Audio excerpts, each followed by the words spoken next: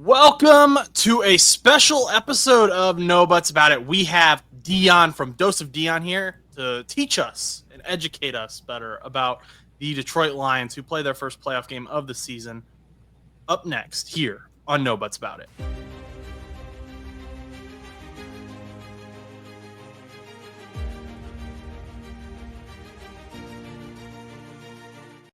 Alrighty.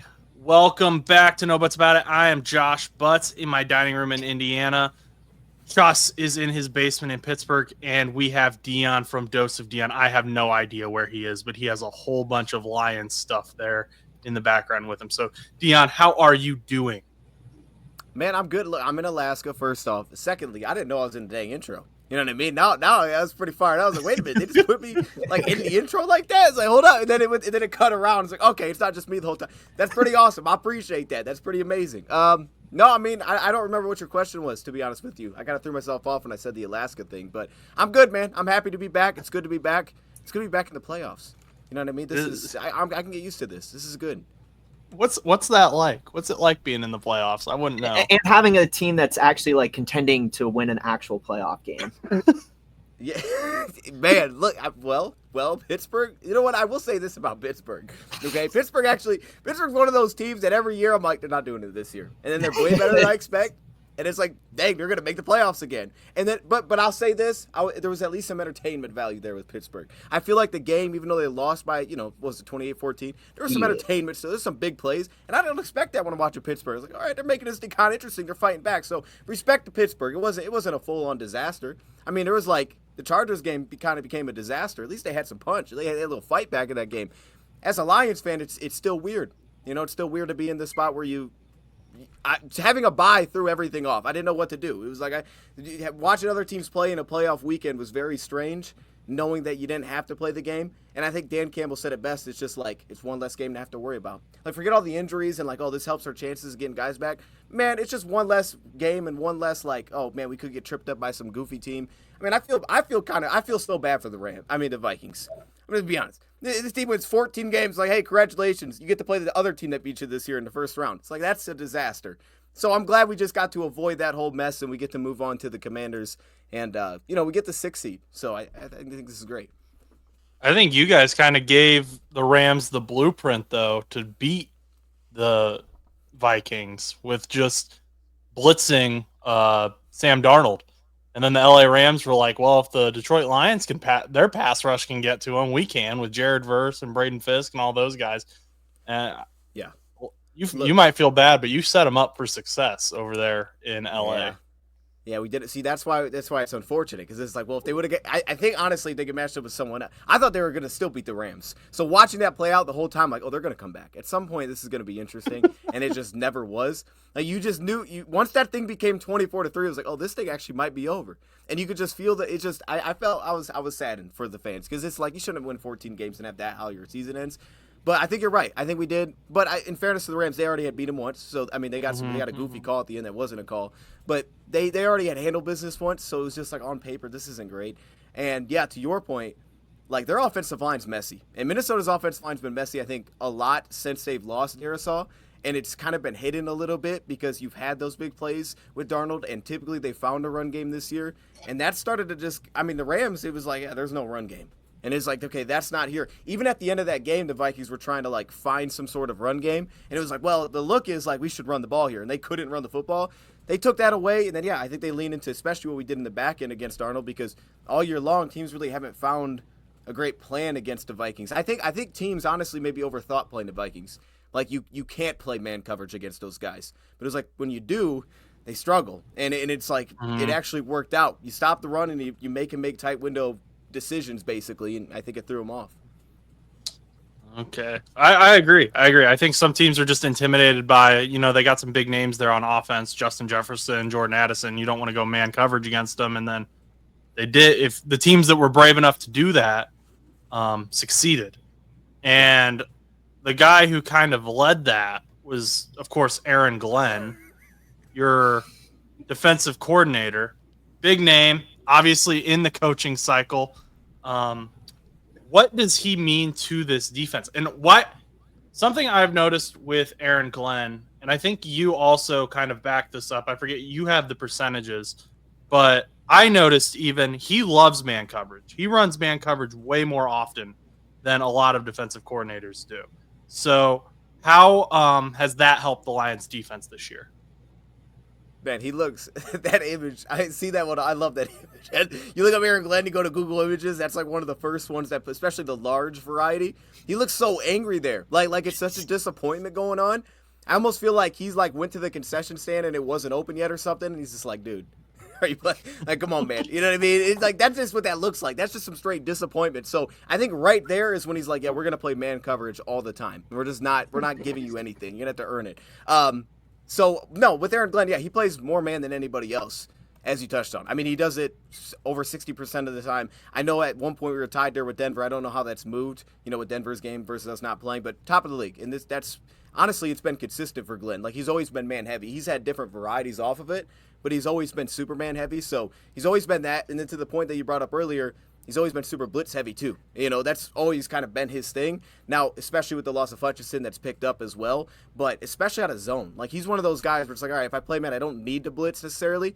But if I play zone, a lot of times we're going to have a blitz attached to it. So he's always kind of had a foundation of what he's going to get to. And I think that this year, a game like Minnesota was so perfect because it was like, all right, we don't have Carlton. We don't have some of these dudes. But outside of not having Carlton, all of our guys are built for this one scheme. They're all built to play this. This is what they're all really good at. So I think it fits them perfectly. And over the years, they've slowly gotten like that personnel where everybody kind of fits. It's like, all right, they may not be the best everywhere else. You put them in some systems, this could be messy.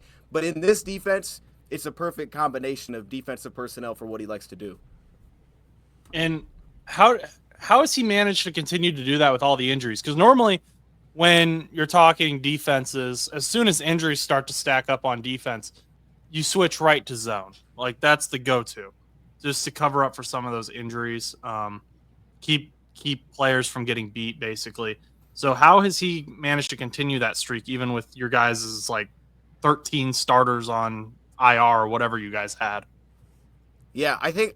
Well, first up, I think some of that has always been a little bit overblown for me personally, but it's shown up, and it's shown up in certain games. Like, I mean, you see teams that have the personnel that attacks where we're light, like Buffalo, running back, tight end. We were really light in that game coming in, and it was a disaster, and they just cooked us on that. So I think there's always that where there's still the matchup thing that plays into it. But to your point with corner, like, even though we've had injuries, like this is, I mean, our last year's secondary in the playoffs, Vildor was a starter out wide, right? Vildor was wide, Cam Sutton was their opposite corner. So that was our starting corners, and we were playing a lot of man then too. So to me, it's always been like, yeah, even with the injuries, you take Carlton out of the mix, this is still a better secondary than what we had last year in the playoffs. So, like, I think that this is an improved unit even with the injuries that we're dealing with. And we've constantly had Terrion. Then when Terrion wasn't there, Vildor steps in. It's like, all right, that's kind of what we dealt with before. It's the same kind of deal. And then Amik Robertson feels like he's an upgrade of what we had. Brian Branch going back to the slot is what we had last year. And I think for them, it's been having a guy like Branch has kind of been the glue to everything. Because it's like, all right, he just goes down the slot,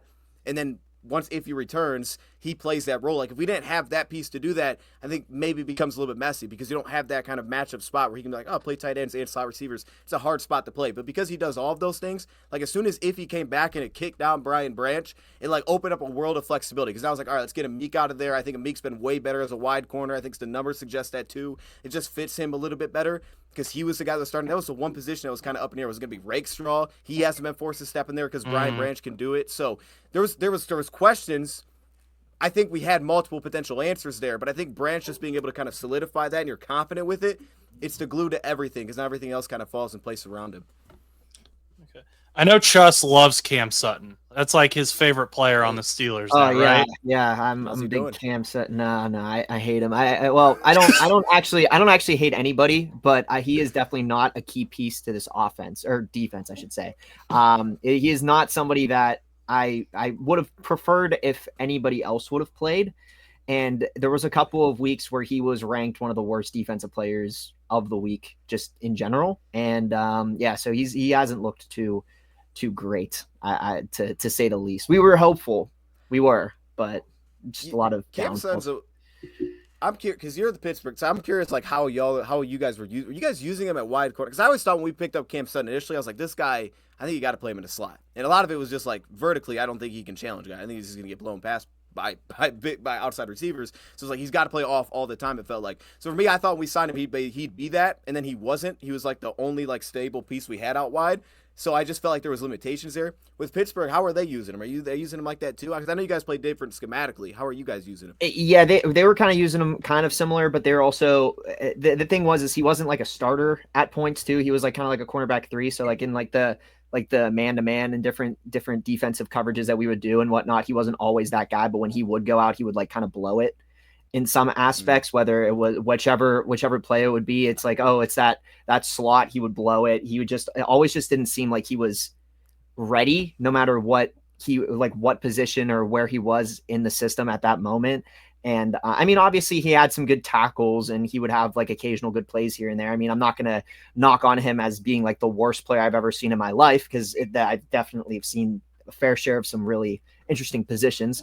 But yeah, I think that he definitely struggled in his position this year. And I think he also had, if I remember correctly, he was out for the beginning part of the season. So I think him coming in halfway through probably didn't help his case either. Cause I think he was suspended for something and I don't remember off the top of my head. So, and then he just kind of came back and then just didn't do anything. And then that was about it. So, was he the guy you guys cut after he got arrested or something? Yeah. Okay. That's such a Pittsburgh signing. Yeah. So but he's got history there. So I'm surprised. Like, were you a Cam Sutton guy before he left? Like he was before he came to the Lions. The thing was when I kind of remembering him back then, it was interesting because back then he was like, okay. He kind of, if I remember correctly, he was kind of always outshadowed by Joe Hayden at the time. So Joe Hayden was like a big cornerback in our I keep saying offense, in our defense. So it wasn't that he was bad, because he wasn't. He was pretty decent, but he was never like, as we looked at it, as like a top guy. And then when he went to Detroit, we were like, oh shoot, like he's actually like a lot better than we anticipated. Typical Steelers, letting go of a player that ends up being really good, etc. So on and so forth. The fan base goes into shambles, and then now he comes back and he doesn't do anything. And I mean, I remember never like, I mean, we have had our fair share of like rough cornerbacks, rough secondary players just in general. I go back and look at even like our draft picks and like think of like Artie Burns and some of these like random guys, Devin Bush, where it's just like, oh my goodness, these guys just stink. But like Sutton was never one of those guys where it was like, yeah, like this guy stinks. Like he was always like decent enough where I'm like, okay, like I can trust in this guy. But yeah, we kind of used him similar to how you guys did, I think. Not bad. I made that a Cam Sutton discussion. No, it's okay. It's okay. It's interesting now. Wow. Yeah. I do think the Steelers have really good cornerbacks, but none of them are their starters. They just sit them on their bench, and I'm fine with that personally. Yeah, I think we've been making some tough decisions on defense, and I'm kind of questioning what they're going to do with the coordinators and stuff like that. I mean, it's a whole Steelers discussion at that point, because Mike Tomlin technically calls the defensive plays in some aspects, but who are you gonna put in and who shouldn't you put in and stuff is a question to be determined, I guess, for next season. So, but thankfully the Lions are still in season, so that's why we love I'm rooting. I've said it on your podcast. I've said it on pretty much everywhere I've talked to someone about it.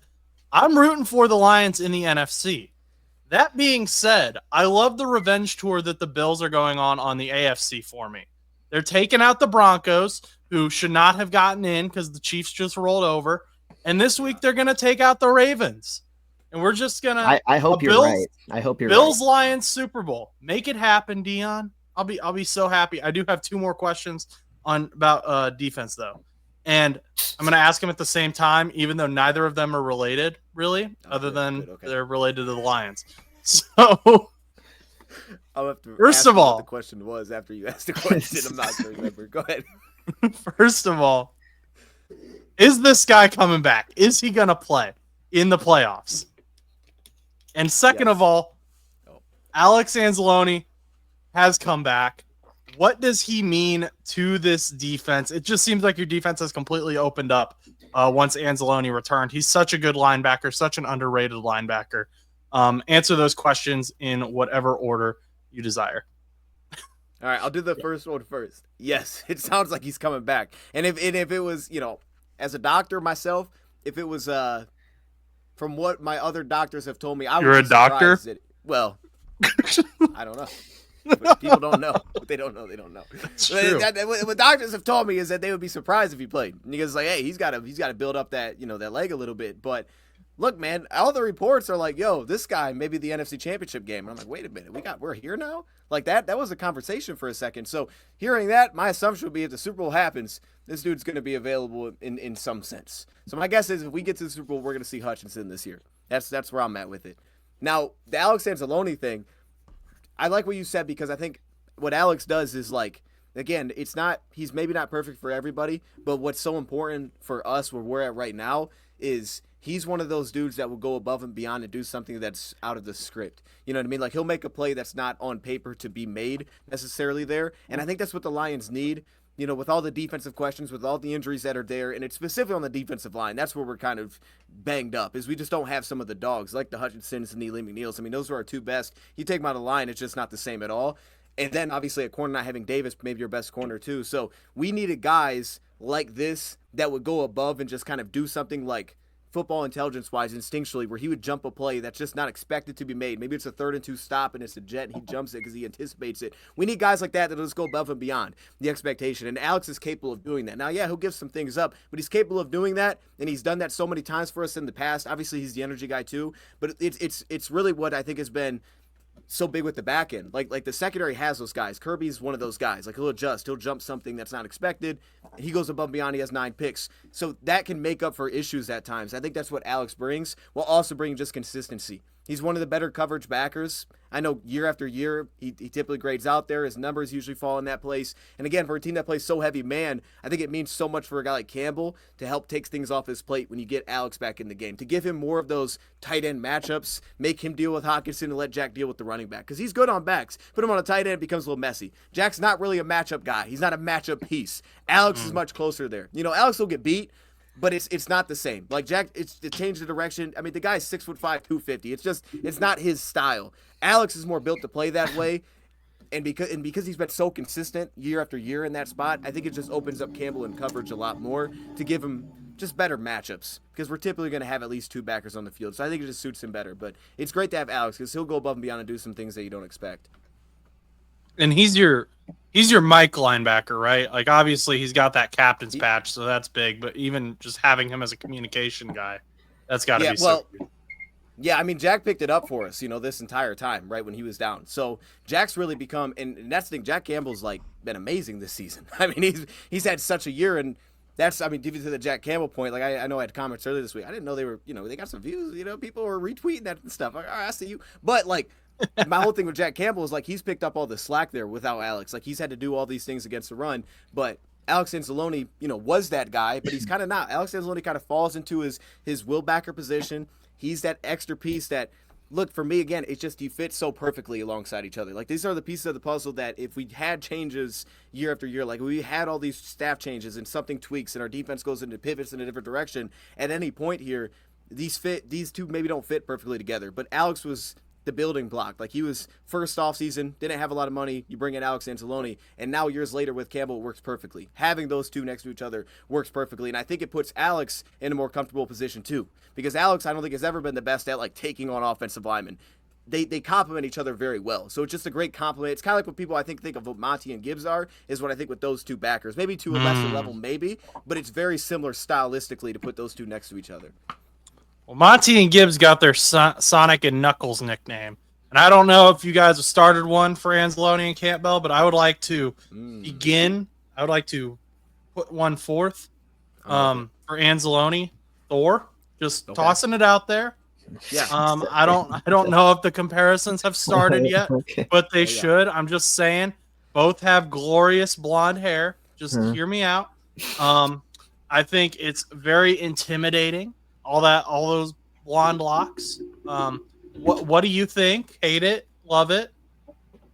I think God of Thunder? Come on. I'm surprised you may have missed it. He was called Thor in college. I guess that was his college nickname. I missed it. So they're ahead of me. That, That's an amazing call because you were right on top of it. Yeah, I mean he does the little he was Thor in college, man, for that reason. That was his nickname. Now I've rolled, and if I could throw an image up, I would. If you could throw a little Duracell battery, bam, popped it on the screen. Go ahead. Okay, hang on, give me a little AA battery. I call him Duracell. I don't think it's latched, but it's stuck in my mind. Every time I see him, I think Duracell, and I think everybody has no idea what I'm talking about. I'm like, hey, Duracell made that play. Who's this dude talking about? AA battery. You know what I mean? So, because he's the Energizer. I mean, it all ties together. The Thor one makes more sense. People will latch onto that. Duracell hasn't worked. Been about a year and a half. I think I'm the only one that says it, but I'm gonna keep riding with it. I think I found your problem. Yeah.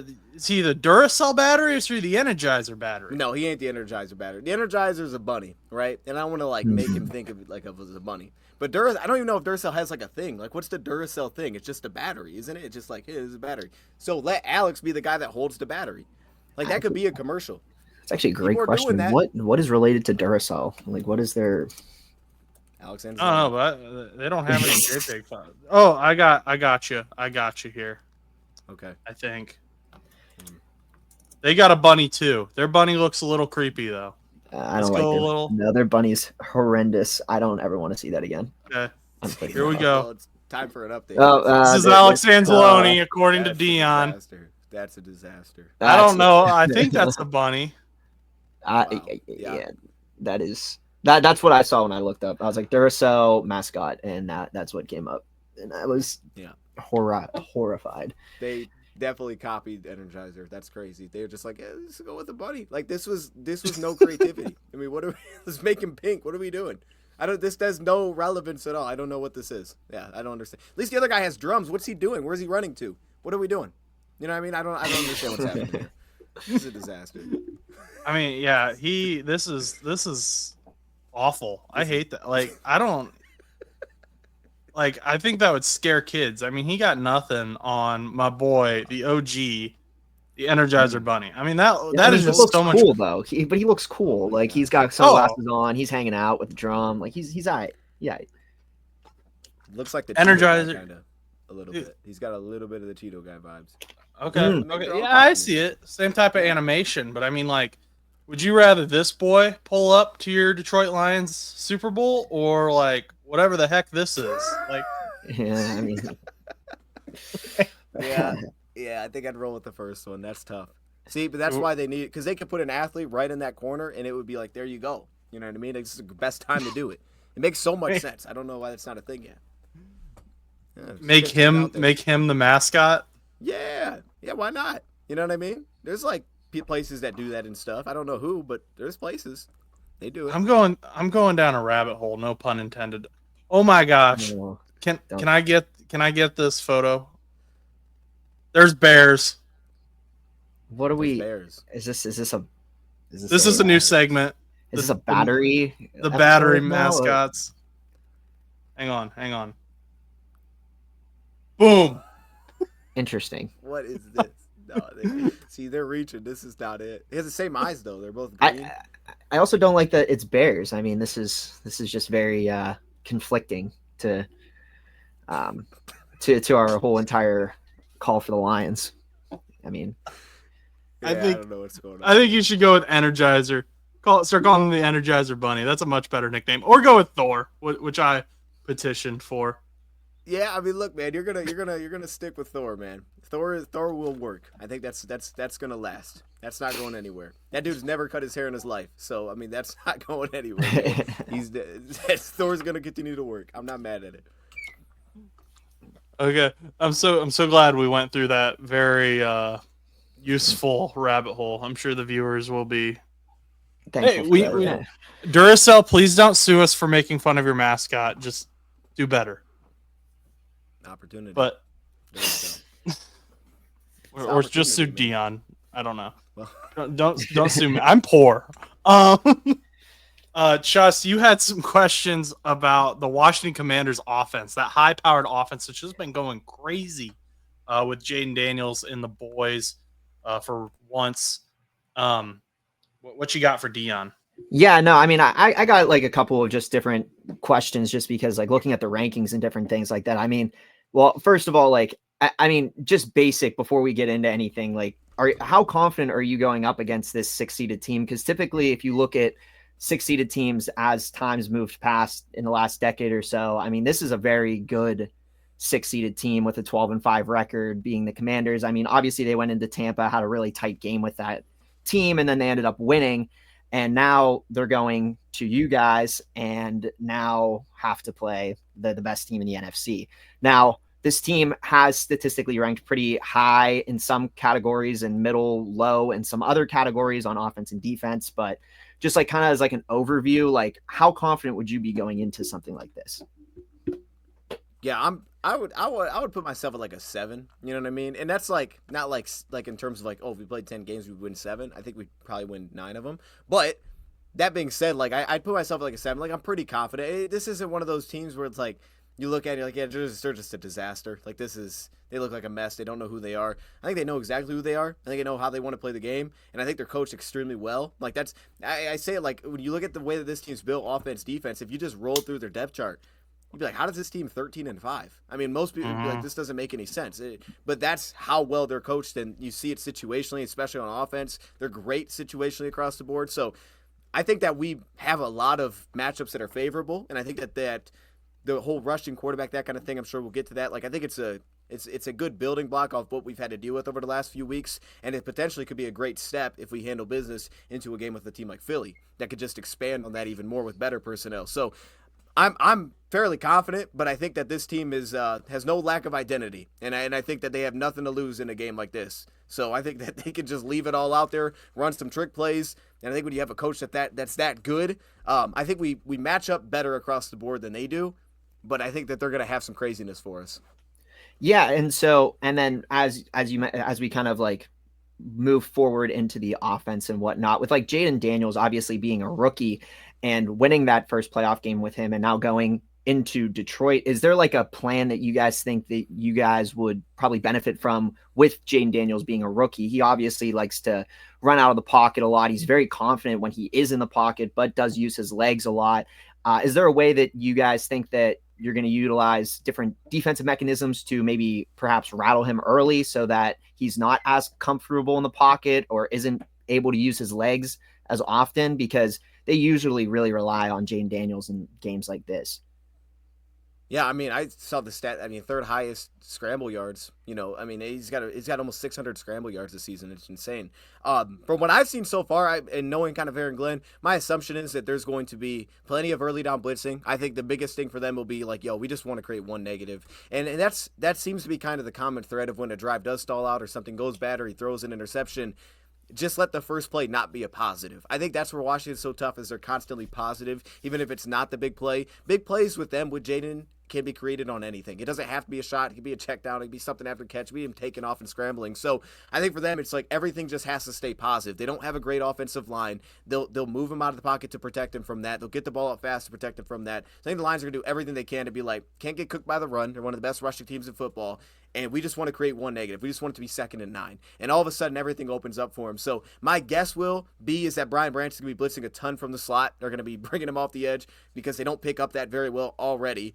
And because everything happens they do a great job because nothing's really under center for him. I mean, he gets to see everything. You're not going to catch him like blind spot. He didn't expect that, and here comes the pressure. So he'll see a lot of these things happening, but at first they're going to want to try to stop the run, I think, by bringing an extra rusher just to make sure that there's nothing positive there. And then I think you just have to challenge them on early downs. Like, you have to make them create one negative somewhere there. So that'd be my assumption. And I think when you see them, it's like, I don't know how often that they're going to lean crazy heavily into like disguising and trying to confuse him necessarily, because I think that's what they do really well. Like, from what I've seen, I think they do a really good job pre-snap of like, he kind of knows where to go with the football a lot. It's rare that he doesn't, but from what I've seen so far, I think if anything, the middle of the field, you just can't you have to make that cloudy. You have to make him get to like number 3, because I don't think their offensive line is going to hold up, even with how banged up our front is. So just make it cloudy over the middle. If you look at the receivers, it's Terry as their number 1. Those take shots to him one-on-one. And then their number 2 is Zaccheaus. I mean, he has half the receptions as Terry. Their number 2 is Zach Ertz. So for me, it's like, yo, cloudy up the middle of the field, a lot of single high safety, I would assume, and then bring some pressure on early downs, because my assumption is you just need them to go backward one time, and then you're going to get off the field. That'll weigh up your chances of getting off the field, because they're not really built to play that style. One question I have. Jayden Daniels which is weird for rookie quarterbacks, but he's kind of the Derrick Henry of quarterbacks. He gets better as the game goes on. If you isolate his fourth quarter stats, they're insane. I think he has like 12 touchdowns and almost 2,000 yards just in the fourth quarter this year, which is wild. Is there concern, or I guess in your opinion, that the Lions, who are used to playing ahead, they're not really used to playing from behind a lot, that their defense won't be able to necessarily have the stamina to kind of keep up with prime Jayden Daniels in the fourth quarter? That's an interesting question. I think, well, one, we've been the best team, between second and third quarter in terms of point differential. It's like by a wide margin. So from that perspective, like I expect that the Lions believe that they're going to have a lead going into half or coming out of the half at some point there. And to that point, I think aggressively, if they win the toss, they're going to receive and they're going to try to go put up points for that exact reason. They just want this dude flying from behind.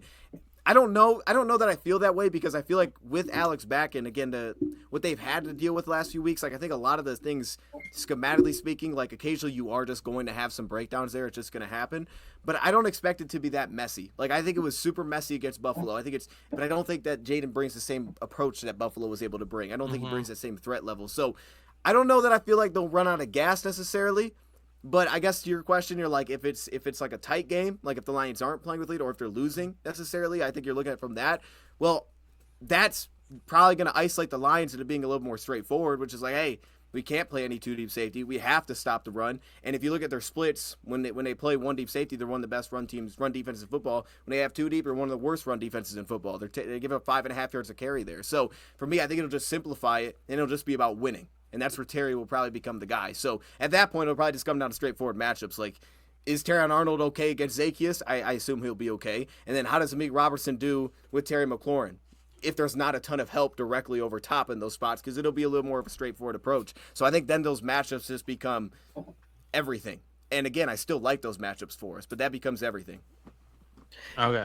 Yeah, I was going to say you wouldn't flip at any point to double covering Terry at any point, would you? Because I know like during the Tampa game, it looked like a lot of times in the defensive coverage, it looked like they would, instead of doing like a one-on-one man-to-man coverage, they would have like double or triple covering just Terry McLaurin, just because he's that guy Jayden Daniels is always looking for. I mean, you hand it off to Austin Eckler or somebody like that. Yeah, but when Jayden Daniels isn't running on his own, he's usually looking for this guy. So I just didn't know if like you were confident with just the one-on-ones, or if you thought that maybe they're going to go more in like a, kind of let maybe a double coverage situation, or I didn't know what you thought with this situation with him. Yeah, no, I think you should definitely be open to that. And I've actually opened up more and more. At first I wasn't with it, but I've opened up to it more. I think especially on first down. Like we're talking about being aggressive on first down. That's a great spot. I kind of hit on the beginning. Like if you're going to bring Branch on some of these blitzes, you go to zone, you keep two deep over top, and that's typically how the Lions will do it. They'll bring a slot, they'll have four underneath, and then they'll have their two deep safeties. And that in some ways can still help bracket in Terry McLaurin, who we've probably seen does a lot of things still out wide. That's typically his alignment. So if that's the case, you can make sure that that's kind of the look that you're getting. So I have no issue with that. Then on third down, I don't have an issue with it. I kind of doubt that Glenn will play that style. My assumption would be against this old line that he'll be a little bit more attacking against this team. But if Aaron Glenn wants to pull a little bit from what he did against Minnesota, on third down, they were sending a lot of times their single safety, or if it was two deep safeties, one of them would just go straight bracket Justin Jefferson. So they could do the exact same thing, and I have no problem with it. I wouldn't even have a problem in some of those spots. It's like, yo, the only deep safety we have, just go bracket McLaurin. And just it makes somebody else just go win. I would have no issue with that, because from what I've seen, I'd like to see who else could win there. Like who actually is going to get open. Is it going to be Zach Ertz? Is he really going to kill you against Branch or Iffy in those spots? Like I'd love to see that play out. I'd love to make them find that answer. So Glenn, I assume, will just be aggressive, and he's just going to bring extra rushers, and if anything, just leave one back deep in the middle. But I have no issue with doubling, especially on early downs. If you're going to be aggressive, I have no issue with it. It's kind of like a mix of doubling, I guess, but that's where I would open that up. Yeah. So I think that might be like kind of like the basis of like my defense questions. I actually had like one like offense related question for you as well. Okay. Kind of just like switching gears briefly, but so going into this game as well, the one thing with the Commanders is, as I mentioned, like a 12-5 team, they're also kind of all over the place when it comes to defense. Like offense, they're kind of in a normal spot, but one of the things that I'm asking you, and I kind of am assuming I know the answer, but do you think we're going to see more runs from the Lions, considering that the Commanders are bottom tier when it comes to the rush compared to the passing when they're like top tier where they have allowed like the third or fourth least amount of yards. Yeah. Yeah, it's weird. I mean, and the thing is, like, nobody throws the ball against them. I mean, they have the second lowest pass attempts against them this season, I think it is. So nobody really throws the ball. They're giving up 190 yards per game, to your point. One of the worst run defenses in football across all categories. I think the problem is they just don't have the guys in terms of depth. Like, whenever the rotation starts to happen, it's just they don't have the dudes. Sheldon Day gets out there, he's pushed around. They got pieces, and you'll get occasional plays, and Armstrong or Payne will do something. But Newton's flashed a little bit. He'd be the guy at circle because he's actually made some big plays over the last few weeks, just like some subtle plays that he gets thrown in there. But for the most part, I just don't think they have the full rotation. So if no one aligns, they're just going to want to make them start to rotate guys in and just push them around. I'm sure they're going to try to lean super heavily into that. But I think that the big thing off of it is they play a lot of single high safety. And I think typically when we get into those matchups, that's where the pass game becomes very explosive for the Lions. Soon as teams get to that, and the Lions typically try to get teams to that. A team like Minnesota, it was weird because they're complete opposite. They're always going to keep two deeps over top, and it almost like dares the Lions to run. And if they can go at it, then they will. And they didn't really do it as well without Monty early in the last game. But Washington, from what I've seen, and we'll see if they continue true to this, they're pretty much straightforward. Like, yeah, we're not doing that. We're playing one guy deep. And again, knowing the Lions off of that, that's where they're going to create explosives. They're going to create big chunk plays off of that. So, yeah, my assumption would be they're going to try to run the heck out of the football like you're saying. They're going to try to make them get to a rotation where guys start coming in and then just create their explosives off. I mean, this has the makings of the offense should be in its comfort zone a lot in this game. Like, it absolutely should be in its comfort zone to have the big play action plays. All the cliche things that we talk about, it's in its comfort zone in this game. It should be in there. Perfect. We're getting Knuckles back too, right? We're getting Knuckles back, man. We're getting Knuckles back. Knuckles back. So he's going to be able to run up that A gap, which Jahmyr Gibbs can do. I just don't think he's as good at it as what David Montgomery is here.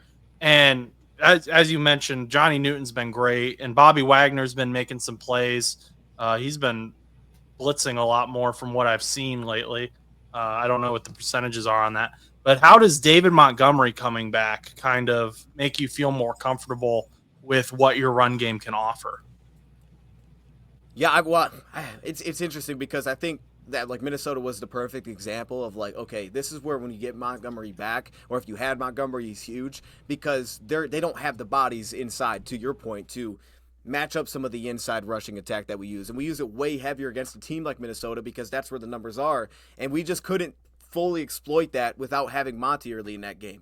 And it started breaking things outside later, and Gibbs started to open it up. So I think, to your point, it's just if that's where you want to lean into, and Tampa has done that at times, they've gotten downhill with their rushing style. That's where you want to lean into. Monty just adds such a consistency there where it's like he'll just make guys miss. He'll break a couple of tackles. Where Gibbs, you just don't get that same, like sometimes the pace feels off, feels like he's kind of rushing into things a little bit. Feels like it has to settle in sometimes for him unless there's a big play there early. It has to kind of settle in, and then he doesn't always like get extra beyond. I feel like there's a lot more of like, oh, you got tripped up there. A lot more of that stuff kind of plays out between the tackles for him. So yeah, that's just a process. He's just in a process there. Monty kind of solidifies that, but here's where Monty I think helps the most against a team like this, especially because this is a high blitzing team. Like, this is his top 5 in the league blitzing team. It's there.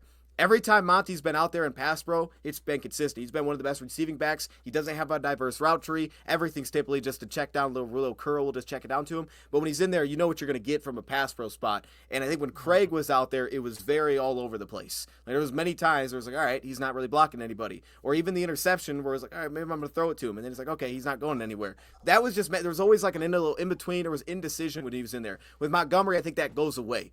So I think that's where he's massive, is just knowing what to expect from that piece. They've had that. I mean, Monty's won so many games for us on like 2-minute drives where it's just he's catching a 2-yard pass.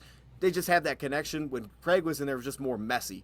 Craig added some of the run stuff, but the pass game just wasn't there. Montgomery, I think, brings the whole package together. So I think in those spots, he's huge. And I think for a team that blitzes that much, he's probably going to be in that spot because from what I've seen, most teams against the Lions, the best strategy for success, if the Lions are going to be in their comfort zone, if they're going to run the ball, play action, all those things, you got to bring extra bodies. You can't bring 4.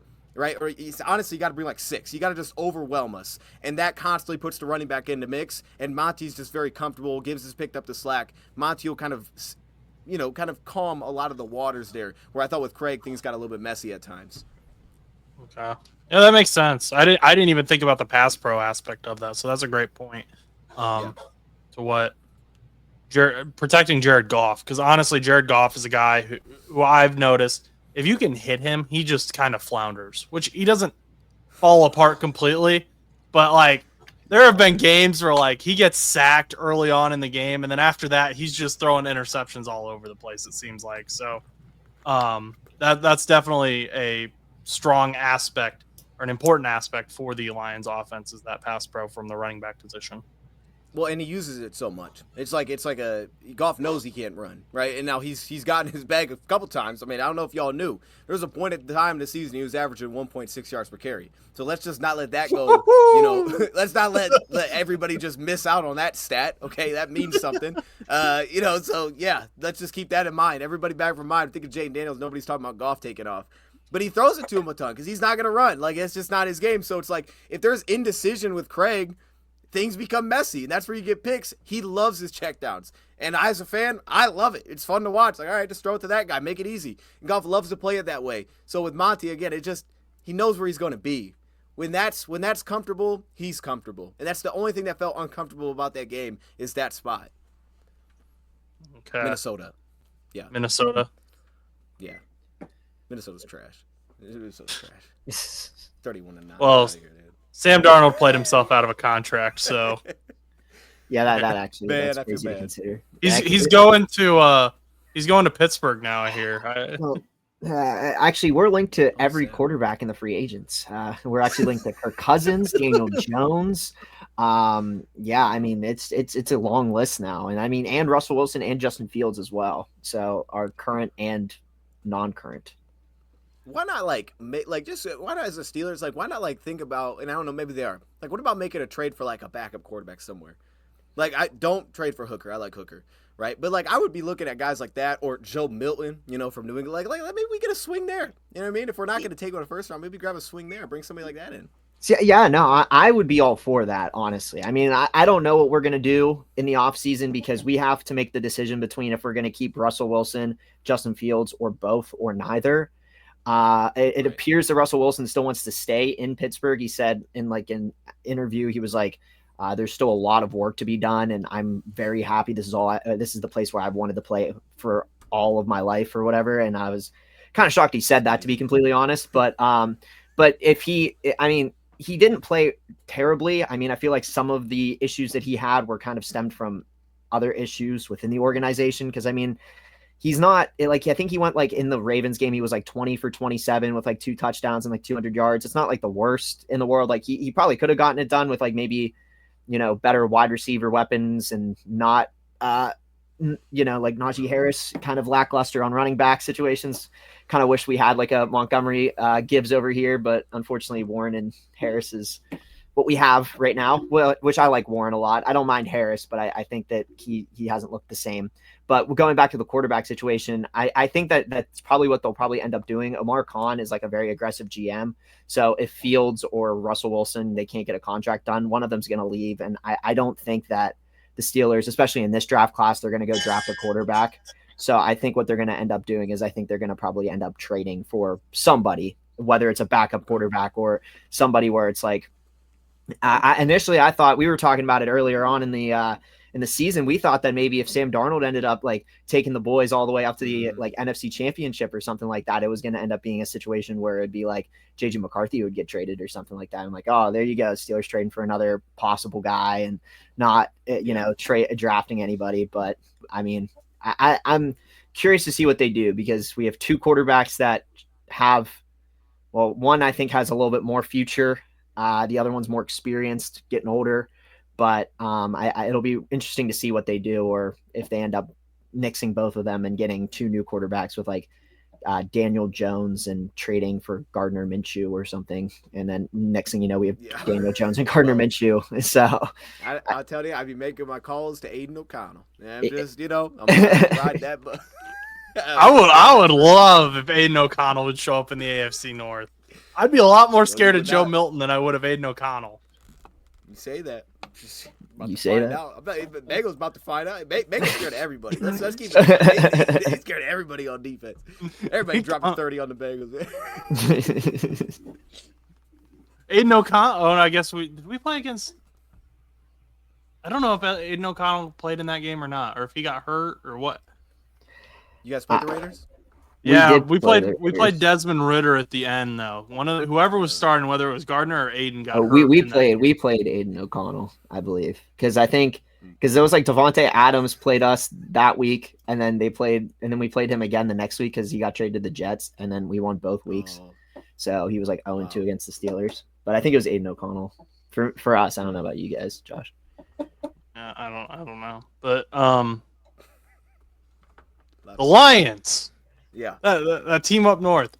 Chus, did you have any more questions about the Lions or anything? No, I just think I'm very excited. I love the NFC this year. I've said it. I'm not a big 49ers fan, and I'm not a big Cowboys fan, and neither of them are in it. So I'm very excited to see who would come out of the NFC this year. The 4 teams.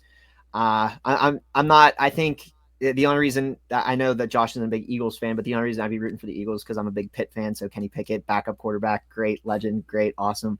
But I think in the end, I'm really rooting for the Lions. I think it just would be a great story to have the Lions play the Bills, just in general.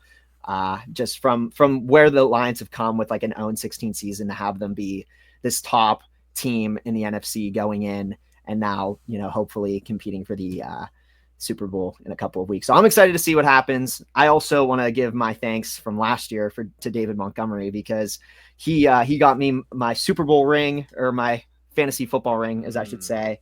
So I'm hoping that he gets himself his ring this year. So the guy. I got a question about cake. All right, I'm with it. I like cake. There's this dude, this guy. I think you know about him. Amon-Ra St. Brown. It's a pretty big deal in Detroit, right? I think you guys like him. Probably happy you extended him.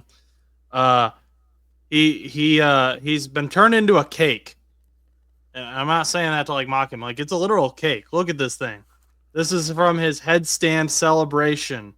They made a giant cake of Amon-Ra St. Brown, and I looking at articles, I saw that he even went and took a photo with this cake and was giving away tickets alongside this bakery. This is the home bakery in Rochester, Michigan, which I think is like a suburb of Detroit. But he's giving away tickets with the bakery to the Detroit Lions playoff games. So I want to know, Dion, first of all, what is this cake doing for the fan base? Like, is it just inspiring you guys as a group? And do we know the flavor of the cake? I don't know the flavor.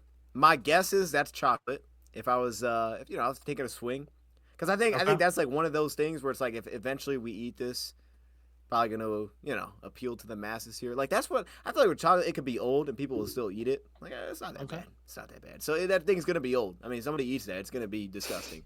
That thing is gonna be hard. It's gonna be nasty.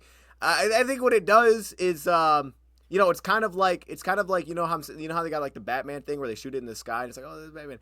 This is what that is. You know what I mean? It's like, oh, it's that time. Basically it just represents like it's that time. We already see that he's got his hair dyed blue. I don't know if they had that in the thing. You probably couldn't see because his helmet. Like that's eventually probably what I'm gonna end up doing here. Is dyeing my hair blue. That it's that time. It's playoff time. And this is a thing now. You know what I mean? So every year there's got to be something new to represent. Like, oh, it's playoff time. So, I really don't know what I'm talking about here. I'm going to be honest with you. This wasn't a great segment. Didn't prepare for this one. But I shocked you. I shocked you with cake. It was, you know what I mean? The cake threw me off, man. I like cake. I don't know what flavor it is. What flavor should it be? You tell me, man. I think funfetti. I rock with funfetti. I like raspberry. Underrated.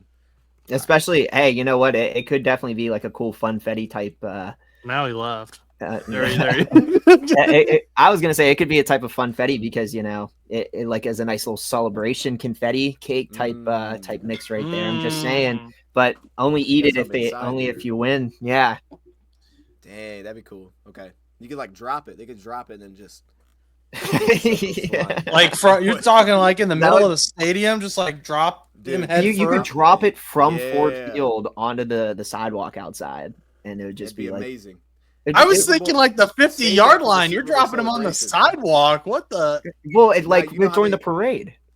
The parade. Yep. Mm-hmm. That'd be amazing.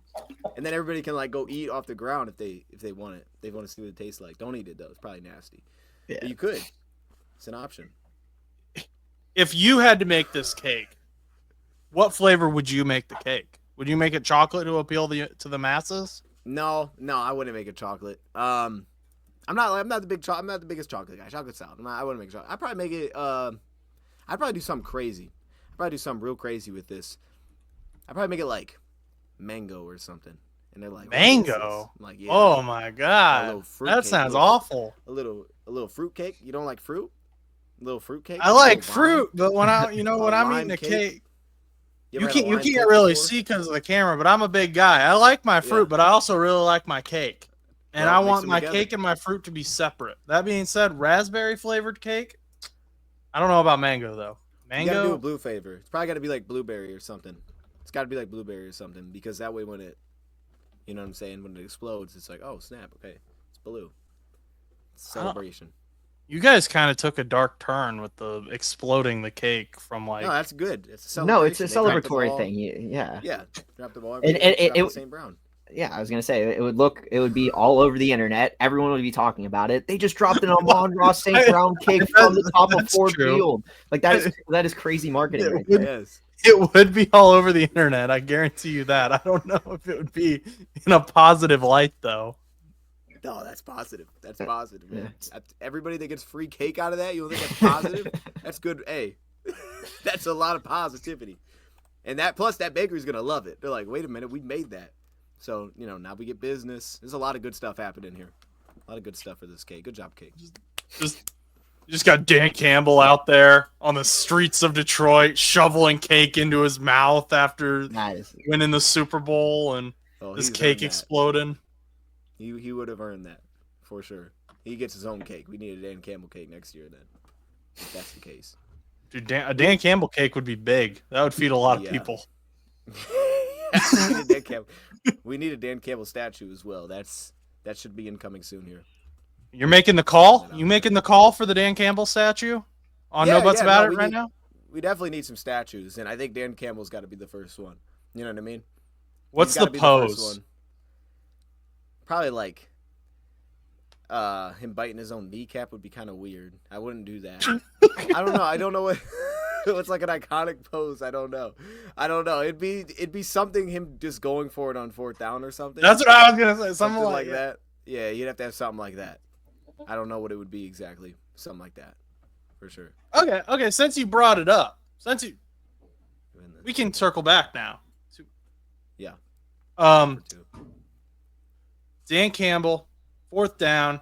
Last year in the NFC Championship, his play calling, because you brought up fourth downs. Oh my! You brought up fourth downs. All right. His play calling was kind of criticized. I was all for it. I thought, hey, this is what got you here. You're sticking to like your identity. I'm all for it. Are you concerned about Dan Campbell's going for it on fourth down and like how everything kind of ended last year, kind of repeating? No, I'm 100% with it. Like, let's roll. That's what we're gonna do. That's what we're gonna do. I will say though, I thought there was a lot. That game was weird because that game was like kind of an outlier versus what they did all season long when they would go for it. Like, yeah, they were very aggressive, but they were super aggressive 4th and 3 or less, and they were converting at an insane rate on 4th and 3 or less. So like everything made sense. It was like most of the time it made more sense to go than punt it. It would just be like, why would you punt it here? You're converting at such a high rate within 4th and 3. I think it was like 80% of the time they were converting in those spots. So it's like, yeah, you might as well go for it. That was a weird one though because one of them we just dropped it. So it's like, okay, you had to play to convert. The other time they got to a different coverage and we didn't have anything there. But it was the fact that you didn't take the field goal. The one time that they decided not to take the field goal when they were up 14, that one I still honestly don't understand the decision because it was like a 4th and 4. You were in field goal range. But maybe now I think with the kicker that you have, maybe you have more trust. I don't know. It's weird because he had made his longest field goal of his career in the playoffs that year. I guess you were outdoor, but it was seemingly a very makeable field goal. Maybe he didn't have that much confidence. Maybe he just thought he had the right play, and he did have the right play. He had someone to go to. He just dropped it. So that was just kind of a weird one because he could have been up 17 at that spot, and I won't ever understand that. I guess I get too mathematical maybe for Dan Campbell on those spots where it's just like, whoa, dude, if we can go up 3 scores, you go up 3 scores. Second half, they don't have that many possessions left. So like that one I still don't really understand. But in general, if we did that again, I'm here for it. Because yeah, to your point, like this is what Dan Campbell was built, man. I mean, this thing has been completely turned around. Like Dan Campbell deserves as many statues as you want to give him, man. This thing has went from the worst franchise of all time to all of a sudden it's like, wait a minute, this is one of the best teams in the NFL year after year, like this, and it's been this trajectory. So yeah, he deserves any of those things, and if that's why he wants to go out swinging, I'm with it. Let's go out going for it on fourth down. That's what we do. And I've loved Dan Campbell. I loved Dan Campbell back when some Lions fans were wanting him fired. I was saying, no, wait, he's building something. I liked it. I liked his identity. I have said time and time again, go back, check the receipts. I have never said anything bad about Dan Campbell, I don't think, because he's a fantastic coach. I love his energy that he brings. Like you said, I don't think he's really out there doing the math. I just think he's like, we're just going to go for it. We're just going to go get it. Like, he doesn't care about the odds, the percentages, anything like that. Yeah. Ben Johnson. Look, if you're prepared, if you have a play that's there, I'm not going to get mad at it. It's when you go for it and you look lost, that's a problem. If you go for it, it's like, all right, we didn't really have a good plan for this. That's an issue. But usually that's not the case. So I'm usually on board with it. Get it or not, you got to execute. You could mess up a punt. You could snap it over his head. It's like, hey, man, messed it up. Got to execute it. Yep, I'm all for it. I love what he's done. I just wanted to get you on receipts, so you can't say, oh yeah, we shouldn't have gone for it on fourth down. So I got the receipts. So you're caught now. A lot of lying happening right here. Got a lot of receipts. Your receipts. These are your receipts. These aren't my receipts. These are your receipts. My receipts. A lot of lying happening. You wanted Dan Campbell out of here. I just picked these up. You said check the receipts. I checked the receipts. A lot of lying going on. That's all. No, I still want. I'm mad. There was I think it was last season. The Lions did like a free bobblehead of Dan Campbell you got when you came to the opening game, and all these people who hated Dan Campbell got one. I was like, what the heck? I want a bobblehead. I want a Dan Campbell bobblehead because I'm big Bob. I mean, I'm a Bengals fan, but I'm a big Dan Campbell fan too. I ain't got no bobblehead. I got a Joe Burrow bobblehead though, so we good. That's nice. That's nice. Yeah, I break all my bobbleheads. So they're cool, but all the heads usually fall off. So they're just how? What do you just bobbling them too much? No, or what do they just I don't know. They just what I won't show it. That's why it's kind of zoomed out. One of my dudes back there, I think it's Hutch. He doesn't have any arms, so I just wondered if that was like he has his arms, they're just not attached to his body. I wonder if that was like a bad omen for what eventually happened. But yeah, you got some voodoo doll bobbleheads back there. Yeah, his arms are below him right now, but you can't tell by this angle. You think, oh yeah, he's just doing his thing. So you can't tell unless I point it out. You may not want to touch them bobbleheads then. I try not to. That's man. I just break. I don't know. I don't down here laying on his back.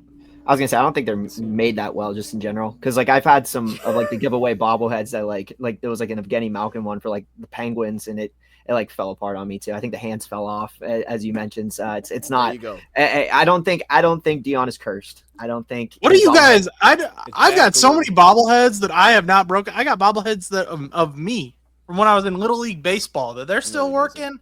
Got Joe Burrow. I got Joe Goodberry. He's a Bengals analyst. What do you? I don't know what y'all are doing to your bobbleheads.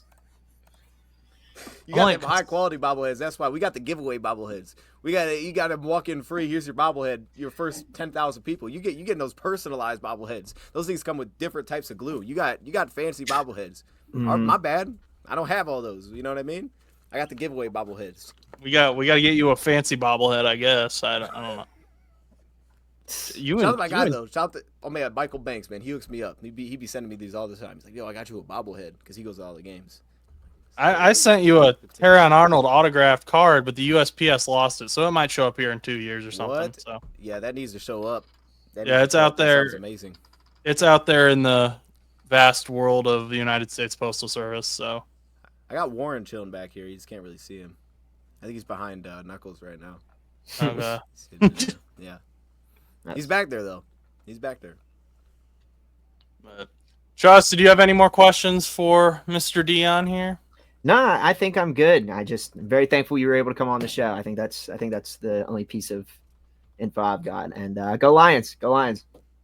I appreciate it, too. You got anything else you want to say, Dion, before I go into my little spiel to end this out? No, man, I'm good. Thank you for having me on again. This is great. I love the little setup. I mean, now we do have the 3-person thing. So he's blocking all the lettering. So like maybe in the future we just got to take him out of the show. I'm gonna be honest, like someone's got to leave. You know what I mean? Hey, you know what? That's all right, I guess. Yeah, I mean it happens. No, man, I appreciate you having me, man. This is great. Thank you for having me back on, and hopefully we do it again soon, man. And maybe we're celebrating on one of these soon. That's the hope. But I'm glad y'all are rooting. We could anybody that wants to root again. First off, here's the real strategy: root for the Lions and root against the Chiefs. I think most people are on board with that. If you want to jump on that, this is the spot for you. I'm a Bengals fan, so I'm whatever can take out Patrick Mahomes and the Chiefs. That's who I'm rooting for. We're with and it. Hopefully it's if the Bills make it to the Super Bowl too, I've loved the Bills too. They're another team I really like. I think Josh Allen's fantastic. If it's you guys in the Super Bowl, I'm gonna be happy either way. I appreciate you though, and I'm sorry if the Bills do beat you in the Super Bowl, but why would you just throw that in there? You can't just throw that in. We're an hour into the show. If we do lose, get out of here, man. Man, this is winning season. You saw the St. Brown cake. What are you talking about? This is a different season. There's no Josh Allen. It's dropping off of Ford Field. It's already planned for February 24th or whatever. You guys are obsessed with. That's amazing. You might have to add the people that own that and let them know that should be the thing. Because if you send that message and that happens, that should happen. That definitely should. That's a great idea. That's a great idea. I'll be there. That we're launching the Amon-Ra St. Brown cake off Ford Field? Yeah, well, anyway, you know what I mean? But I mean, right in the path of the parade, man. Bam. Doing this thing. Okay. Yeah. I like it. Well, on that note, thank you for listening to today's show. If you enjoyed, please remember to like, comment, and subscribe. We can be found anywhere you listen to podcasts and on YouTube at No Butts Show. Our social media pages are NoButts_show on Instagram. My Twitter is Josh_Butts_2001. And if you'd like to reach us, you can email us at bullmoosepodcast2. That's the number 2 at gmail.com. Finally, our spread shop will be in the description, so check out the merch. Once again, if you enjoyed today's show, please remember to like, comment, and subscribe. Until next time, go do something nice for someone.